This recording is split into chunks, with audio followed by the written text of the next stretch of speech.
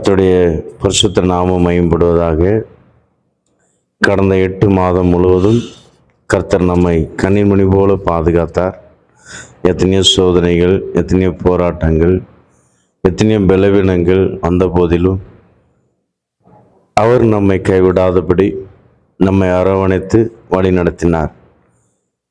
அது மாத்திரமல்ல, இந்த 9வது மாதத்தில் பிரவேசிக்கவும் கர்த்தர் நமக்கு உதவி செய்திருக்கிறார். அவருக்கு துதி கன மகிமையெல்லாம் உண்டாவதாக. ஆமென். இன்று 1ஆம் தேதியாக இருப்பதனால் கர்த்தருடைய ஒரு வாக்குத்தத்த செய்தியை நான் உங்களுக்கு சின்ன ஒரு ஆலோசனையாக, ஒரு ஆசீர்வாதமான செய்தியாக கொடுக்க நான் விரும்புகிறேன். வாசிப்போம். சின்ன தீர்க்கதரிசி செப்பனியா 3வது அதிகாரம் 20வது வசனம், லாஸ்ட் பின்பாகம். எல்லாருக்குமே தெரிந்த ஒரு வார்த்தை தான். நான் உங்களை கீர்த்தியும் புகழ்ச்சியுமாக வைப்பேன். நான் உங்களை கீர்த்தியும் புகழ்ச்சியுமாக வைப்பேன். நான் உங்களை கீர்த்தியும் புகழ்ச்சியுமாக வைப்பேன். எனக்கு அருமையான தேவனுடைய பிள்ளை, அந்த கீர்த்தியை நாம் பெற்றுக்கொள்ளணும்னா என்ன செய்யணும்? கீர்த்தின்னா புகழ்ந்து பேசுறது. ஒரு மனுஷன் நம்மளை டைரக்டாக பார்த்து புகழ்ந்து பேசுறது, அது ஒரு புகழ்ச்சி. அதுவும் நமக்கு கிடைக்கும். இன்னொன்று, அதே மனுஷன் உலகம் முழுவதும் பறைசாற்றுகிறது, அது கீர்த்தி. அந்த மனுஷன் இன்னொருத்தரிடம் சொல்ல, அந்த மனுஷன் இன்னொருத்தரிடம் சொல்ல, அந்த மனுஷன் இன்னொருத்தரிடம் சொல்ல, அப்படி உலகம் முழுவதும் பரவுதல் கீர்த்தி. நம்முடைய நல்ல சுபாவமானாலும் சரி, நற்கிரிகள் ஆனாலும் சரி, நம்முடைய தேவனுடைய வரங்கள், நம் மூலமாக செயல்படுகிற தேவனுடைய வரங்கள் ஆனாலும் சரி, எதுவானாலும் சரி, அதுதான். ஹல்லேலூயா. அது மாத்திரமல்ல, ஒரு உயர்ந்த ஒரு ஸ்தானம் என்று நாம் சொல்லலாம். உலகம் முழுவதும் கீர்த்தி பரவும்போது நமக்கு ஒரு உயர்ந்த ஒரு ஆசீர்வாதத்தை கர்த்தர் நிச்சயமாக ஜனங்கள் மூலமாக நமக்கு கொடுப்பார். எனக்கு அருமையான தேவனுடைய பிள்ளை, இந்த மாதம் கர்த்தர் உங்களுக்கு நமக்கு தரப்போகிற ஆசீர்வாதம் அந்த ஆசீர்வாதம் தான். புகழ்ச்சியும் கீர்த்தியுமாக தேவன் நம்மை ஆசீர்வதிக்க போகிறார். அந்த கீர்த்தியை பெற்றுக்கொள்ளனா நாம் என்ன செய்யணும்? அந்த புகழ்ச்சியை நாம் பெற்றுக்கொள்ளனா என்ன செய்யணும் என்பதை 1-2 பாயிண்ட்ஸை நான் உங்களுக்கு முன்பாக வைக்க விரும்புகிறேன். ஏன்னா அந்த கீர்த்தியை விரும்புகிறாங்க, புகழ்ச்சியும் விரும்புகிறாங்க, ரொம்ப நல்ல காரியம். ஆனால் அதற்கு அதை பெற்றுக்கொள்வதற்கு நாம் சில காரியத்தை நாம் செய்ய வேண்டும் என்று வேத சட்டங்கள் நமக்கு சொல்லப்படுகிறது இல்லையா? ஒவ்வொரு ஆசீர்வாதத்துக்கு முன்பாக அவர் சில கட்டளை கொடுத்திருப்பார்.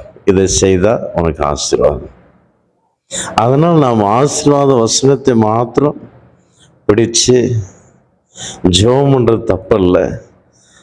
அதை பெற்றுக்கொள்வதற்கு என்ன செய்யணும் என்பது மாத்திரம் நாம் தெரிந்துக்கிட்டோம்னா அந்த ஆசீர்வாதத்தை நாம் ஈஸியாக நாம் சுதந்திரிக்கலாம். எனக்கு அருமையான தேவனுடைய பிள்ளை, அநேகர் இடறி போகிறாங்க. ஏன்? அந்த வார்த்தையை பற்றி ஜெபிக்கிறாங்க, கிடைக்கல, தேவன் என் ஜெபத்தை கேட்கல என்று சொல்லி தேவனை விட்டு தூரமாக போய்விடுகிறார்கள். எனக்கு அருமையான தேவனுடைய பிள்ளை, ஆனால் ஏன் கிடைக்கல என்பதை அந்த ஒரு அறிவு நமக்கு இருக்குமானா நாம் ஆண்டவரை விட்டு போகவே மாட்டோம். ஏனென்றால் அவர் சொன்னதை செய்கிறவர், செய்ய போகிறது தான் அவர் சொல்லுகிறவர் என்று என்னாகும் 23 நாம் வாசிக்கிறோம் இல்லையா? பொய் சொல்லுகிற ஒரு மனுஷன் அல்ல. 23:19 நாம் வாசிக்கிறோம். அப்படி இருக்கும்போது இந்த கீர்த்தியை நாம் பெற்றுக்கொள்ள வேண்டும் என்றால் என்ன செய்யணும்? யார் பெற்றுக்கொண்டார்கள்? அவர்கள் பெற்றுக்கொண்ட காரணம் என்ன, எப்படி அந்த கீர்த்தியை பெற்றுக்கொண்டார்கள் என்பதை நான் என்று ஒரு வசனம் நான் சொல்கிறேன். நீ அதை பைபிள் திறந்து வாசித்தீங்கன்னா உங்களுக்கு ரொம்ப நல்லா இருக்கும். வாசித்து பார்த்தீங்கன்னா ரொம்ப அருமையாக இருக்கும். நான் வசனத்தை முழு வசனமும் நான் சொல்ல மாட்டேன், அதில் கொஞ்சம் டச் பண்ணிவிட்டு நான் போயிட்டே இருப்பேன். ஹல்லேலூயா. இப்போ எஸ்தர் புஸ்தகத்தில் நாம் பார்க்கும்போது இங்கே மொர்தெகாய் என்ற ஒரு யூதனை பற்றி நாம் பார்க்கிறோம். அந்த யூதன் மொர்தெகாய், அவர் அவருடைய கீர்த்தி எல்லா நாடுகளிலும் பிரசித்தமானது என்று நாம் வாசிக்கிறோம். 9வது அதிகாரத்தில் 4வது வசனத்தில் நாம் அதை பார்க்க முடியும். 9வது அதிகாரம் 4வது வசனத்தில் அவருடைய கீர்த்தி எல்லா நாடுகளிலும் பிரசித்தமாயிடுச்சு. எனக்கு அருமையான தேவனுடைய பிள்ளை, ஏன் மொர்தெகாயுடைய கீர்த்தி எல்லா நாடுகளிலும் பிரசித்தமான காரணம் என்ன? அதை தான் 4வது அதிகாரத்தில், எஸ்தர் புஸ்தகத்தில் 4வது அதிகாரத்தில் அவர் நல்ல கிளியராக அதில் எழுதப்பட்டிருக்குது. அவருடைய கிரியைகள் என்ன?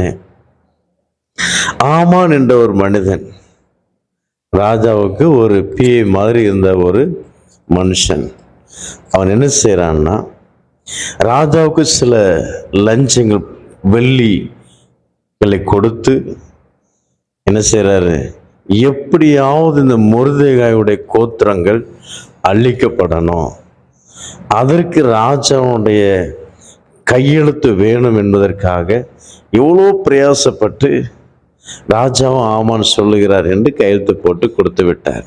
நாம் எல்லாருக்குமே தெரியும். நான் உங்களுக்கு ஷார்ட்டாக சொல்கிறேன். இந்த செய்தி மொர்தெகாய்க்கு கிடைக்குது. மொர்தெகாய்க்கு கிடைச்சதும் அதை 4வது அதிகாரத்தில் நாம் பார்க்க முடியும். எஸ்தர் 4வது அதிகாரத்தில் நீங்கள் திருப்பி பாருங்க, 1வது வசனத்திலிருந்து நீங்கள் வாசிக்க புரிந்து கொள்வீங்க. 1வது வசனத்தில் அவர் சொல்றாரு, அந்த செய்தியை கேட்டதும் ராஜா சிக்னஸ் சைன் பண்ணி கொடுத்து எல்லா தேசத்துக்கும் தபால் மூலமாக அனுப்பவும் செஞ்சுட்டாங்க. எல்லா ஜனங்களும் போகவும் சேர்ந்துச்சு. இந்த நாளில் இந்த பர்டிகுலர் ஜனம் அழிக்கப்படும். ராஜா கட்டளை கொடுத்துட்டாரு, எப்படியாவது கொல்லப்பட போறாங்க. அதான் ராஜாவுடைய கட்டளை. இப்போ இந்த கட்டளை மாற்றுவது யாராலும் முடியாது. உன் ராஜாவை மாத்திரமே அன்றி வேற யாராலும் மாற்ற முடியாது. அப்போ இந்த செய்தியை பார்த்த உடனே மொர்தெகாய்க்கு ஒரு பெரிய ஒரு வாரம், தன்னுடைய வஸ்திரத்தை கிழித்து ரெட்டொடுத்தி அந்த ராஜாவுடைய வீடு முன்பாக வந்து உரத்த சத்தமிடுகிறார். எனக்கு அருமையான தேவனுடைய பிள்ளை, இது எதை வெளிப்படுத்துதுன்னா, ஒரு ஆத்ம பாரத்தை வெளிப்படுத்துகிறது. எனக்கு அருமையான தேவனுடைய பிள்ளை, அவர் சத்தமிடுறது மாத்திரமல்ல, எஸ்தரையும் வேலை செய்ய வைக்கிறார். எஸ்தரின் தன்னுடைய அண்ணன் மகளையும் எஸ்தரையும் அதற்கு ஏதாவது செய்யணும், வேலை செய்ய வைக்கிறார். செய்தி மொர்தெகாய் இப்படி சத்தம் போடுற சத்தம் ராஜனுடைய அரண்மனைக்குள்ள போய் ராணிக்குள்ள வர போயிடுச்சு. ராணி எஸ்தரம்மா இதை பார்த்ததும் கேள்விப்பட்டதும் என்ன ஆச்சு? இப்போ அவங்களுக்கு சில வேலையாட்கள் கொடுத்துருக்குறாங்க. அந்த வேலையாட்களை அனுப்பி என்ன ஆச்சு கேட்டுட்டு வா என்று அனுப்பியிருக்கிறாங்க. அது 4வது அதிகாரத்தில் ஃபுல்லாக படிச்சிங்கன்னா உங்களுக்கு தெரியும். அப்போ இந்த செய்தி, அதனால தான் நான் இப்படி இருக்கிறேன். அப்போ நீ ஏதாவது சொல்லு, ராஜாட்ட சொல்லணும், பேசணும்னு சொல்லி அனுப்பிவிடுற முறை. அப்போ அதுக்கு பதிலாக ராணி என்ன சொல்றாங்கன்னா, நான் 30 நாள் ஆச்சு, இன்னும் ராஜா பார்த்து பேசலை, ஆனா நான் போய் நிற்கும்போது அவர் செங்கோலை நீட்டணும். நீட்டினார்னா நான் பேசுவதற்கு எனக்கு உரிமை கிடைக்கும். அவர் நீட்டலைன்னா நானும் அந்த இடத்துல கொல்லப்படுவேன். அதனால நான் என்ன செய்யணும் ஒன்றும் புரியல. அந்த செய்தியை மாத்திரம் மறுபடியும் ஏஸ்தரமா சொல்லி அனுப்பிட்டு இருக்காங்க. அந்த அந்த வேலைக்காரன் அங்கே மறுபடியும் அவர்கிட்ட சொல்றார், இப்படி இப்படி ராணி சொல்றாங்க. மொர்தெகாய் மறுபடியும் சொல்றார், இந்த காலத்துல நீ மௌனமா இருப்பாயானா நீயும் நானும் மாத்திரமல்ல, முழு நம்முடைய ஜனங்கள் எல்லாம் அழிக்கப்படும். நீ பாதுகாக்கப்படுவேன் என்று நீ நம்பலாம். ஒருபோது நீ பாதுகாக்க முடியாது, நானும் பாதுகாக்கப்பட முடியாது. நம்முடைய ஜனங்கள் எல்லாம் அழிக்கப்படும், நாமும் அழிக்கப்படுவோம். என்ன சொல்றன்னா, நீ செத்தா சாகு, போ, பேசு, அந்த ஒரு தைரியத்தை கொடுக்கிற எனக்கு அருமையான தேவனுடைய பிள்ளை. ஒன்று, நமக்கு அந்த பாரம் இருக்கணும். நம்மோடு கூட இருக்கிறவங்களுக்கு அந்த பாரத்தை ஊட்டணும். ஆத்ம பாரம், ஒரு ஆத்ம பாரம் நமக்குள்ள இல்லைன்னா நான் ஒன்றும் செய்ய முடியாது. அந்த கீர்த்தி நான் பெற்றுக்கொள்ள முடியாது. எனக்கு அருமையான தேவனுடைய பிள்ளையே, தேவனுடைய கீர்த்தி, நமக்கு ஒரு கீர்த்தி வேணுமா? இந்த வாக்கு தத்தத்தின்படி நம்முடைய வாழ்க்கையில் நமக்கு நடக்கணுமா? ஒரு ஆத்ம பாரம், வேதனையோடு, ஐயோ என் ஜனங்கள் அழிய போகிறார்களே, என் ஜனங்கள் நரகத்துக்கு நேராக போய்கொண்டிருக்கிறார்களே, என் ஜனங்கள் எத்தனையோ பேர் வியாதியா இருக்கிறார்களே, எத்தனையோ குடும்பங்கள் சமாதானம் இல்லையே, எத்தனையோ குடும்பங்கள் சந்தோஷம் இல்லையே, எத்தனையோ பேர் சிறைச்சாலையில் கஷ்டப்படுகிறார்களே. எனக்கு அருமையான தேவனுடைய பிள்ளை, அந்த ஒரு பாரம் நமக்குள்ள இருக்குமானால் நாம் என்ன செய்ய மாட்டோம்? சும்மா இருக்க மாட்டோம். இரவும் பகலும் ஆண்டவர் நோக்கி கதறிட்டே இருப்போம். எசப்பா, ஜனங்கள் விடுவிக்கணுமே, ஜனங்கள் விடுவிக்கணுமே, ஜனங்கள் விடுவிக்கணுமே, ஜனங்கள் விடுவிக்கணுமே, ஜனங்கள் விடுவிக்கணுமே. எனக்கு அருமையான தேவனுடைய பிள்ளை, கர்த்தர் நல்லவர், அவர் பெரிய காரியத்தை செய்வார். இந்த ஆத்ம பாரம் நமக்குள்ள இருந்தா போதுங்க, கர்த்தருடைய வார்த்தையின்படி நம்மை கீர்த்தியாக வைப்பார். அது மாத்திரமல்ல, கீர்த்தினா சரி, அடுத்த புகழ்ச்சியாக தேவன் நம்மளை மாற்ற. அந்த புகழ்ச்சி எப்படி நாம் பெற்றுக்கொள்ள முடியும்? அந்த புகழ்ச்சியை நாம் எப்படி பெற்றுக்கொள்ள முடியும்னா, முதலாவது வாசிக்கும் போது நாம் ரோமர் 13:3 நாம் வாசிக்கும் போது நன்மை செய்கிறதுனால நமக்கு என்ன கிடைக்குது? நன்மை செய்கிறதுனால நமக்கு கிடைக்கிறது புகழ்ச்சி. கலாத்தியர்ல வாசிக்கிறோம், நன்மை செய்கிறதுல சோர்ந்து போகாது இருக்கணும், நன்மை செஞ்சுட்டே இருக்கணும். சத்ருவா இருந்தாலும் சரி, நல்ல மனுஷனா இருந்தாலும் நன்மை செய்துட்டே இருக்கணும். அந்த நன்மை, நாம் சில நேரங்களில் சில நன்மை செய்வாங்க, அது திராணி இருக்கும், மறுபடியும் செய்ய மாட்டாங்க. எனக்கு அருமையான தேவனுடைய பிள்ளை, திராணி இருக்கும்போது ஒரு மனுஷன் கஷ்டப்படுறானா நாம் செய்கிறோமா? செஞ்சுட்டே இருக்கணும், சோர்ந்து போகக்கூடாது, ஒருபோதும் சோர்ந்து போகக்கூடாது. எனக்கு அருமையான தேவனுடைய பிள்ளை, மறுபடியுமா நான் வாசிக்கும் போது இரண்டாவது அந்த புகழ்ச்சி நாம் எப்படி பெற்றுக்கொள்ள முடியும்? ஷார்ட்டாக நான் உங்களுக்கு அதிகமாக வர்ணித்து நான் பேச நேரம் இல்லை, ஷார்ட்டாக நான் சொல்கிறேன். இரண்டாவது புகழ்ச்சி நான் பெற்றுக்கொள்வதற்கு 1 பேதுரு 1 அதிகாரம் 7வது வசனத்தில் ஒரு வார்த்தை சொல்லப்பட்டிருக்கு. அதுல என்ன வார்த்தைன்னா, விசுவாசத்தை பாதுகாத்து கொண்டா நமக்கு என்னவா? புகழ்ச்சி, மகிமையில் புகழ்ச்சி கிடைக்கும், நித்தியத்துல நமக்கு புகழ்ச்சி கிடைக்கும். என் மகன் எவ்வளோ சோதனைகள் வந்துச்சு, எவ்வளோ போராட்டம் வந்துச்சு, என் மகன் அந்த விசுவாசத்துல உறுதியா நின்றா, தேவதூதர்கள் புகழ்ந்து பாடுவாங்க, இயேசு புகழ்ந்து பாடுவார்கள். அந்த ஒரு புகழ்ச்சியை நாம் பெற்றுக்கொள்ளணும்னா விசுவாசத்தை காத்து கொள்ளணும். அதான் பரிசுத்த பவுல் சொல்றார், நல்ல போராட்டத்தை போராடினேன், விசுவாசத்தை காத்து கொண்டேன், நல்ல போராட்டத்தை போராடினேன், ஓட்டத்தை முடித்தேன் என்று சொல்லுகிறார் இல்லையா? இப்போ விசுவாசத்தை நாம் காத்துக்கொள்ளணும். விசுவாசத்தை காத்துக்கொள்ளும் போது நமக்கு நித்தியத்துல ஒரு புகழ்ச்சி. அதே பேதுரு 2வது அதிகாரத்துல 14வது வசனத்துல ஒரு வார்த்தை சொல்லப்பட்டிருக்கு, கீழ்ப்படிதலினால் ஒரு புகழ்ச்சி.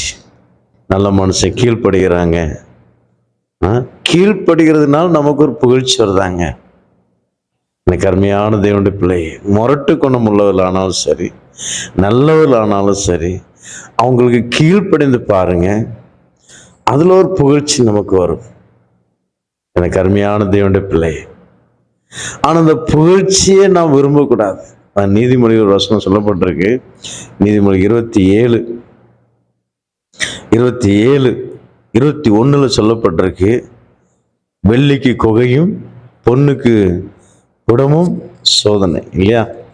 அதே போல் மனுஷனுக்கு புகழ்ச்சியே சோதனை.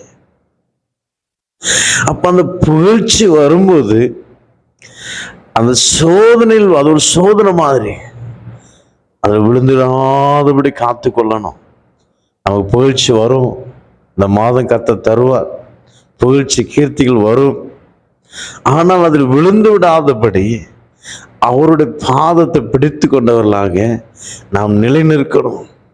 எனக்கு அருமையான தேவனுடைய பிள்ளை, நம்மை நாம் தாழ்த்த அவர் இன்னும் நம்ம உயர்த்துவார். ஒருபோதும் புகழ்ச்சி வரும்போது நம்மை நாமே பெருமை பாராட்டாதபடி, என்னுடைய கிரியைகளினால், நான் நன்மை செய்கிறதுனால, நான் விசுவாசத்தை காத்து கொண்டதுனால, நான் கீழ்ப்படிந்ததுனால எனக்கு கிடைத்த புகழ்ச்சி என்று சொல்லாம, எல்லாம் அவருடைய கிருபை, எல்லாம் அவருடைய கிருபை, அவருடைய கிருபை என்று சொல்லும்போது நிச்சயமாகவே அந்த புகழ்ச்சியிலும் நாம் விழாமல் பாதுகாத்து கொள்ள கர்த்தர் நமக்கு உதவி செய்வார். நிச்சயமாக இந்த வாக்குத்தத்தின்படி நம்மை கீர்த்தியும் புகழ்ச்சியுமாக வைப்பார். ஆமென். கர்த்தர் உங்களை எங்களையும் ஆசீர்வதிப்பாராக. ஆமென். God bless you.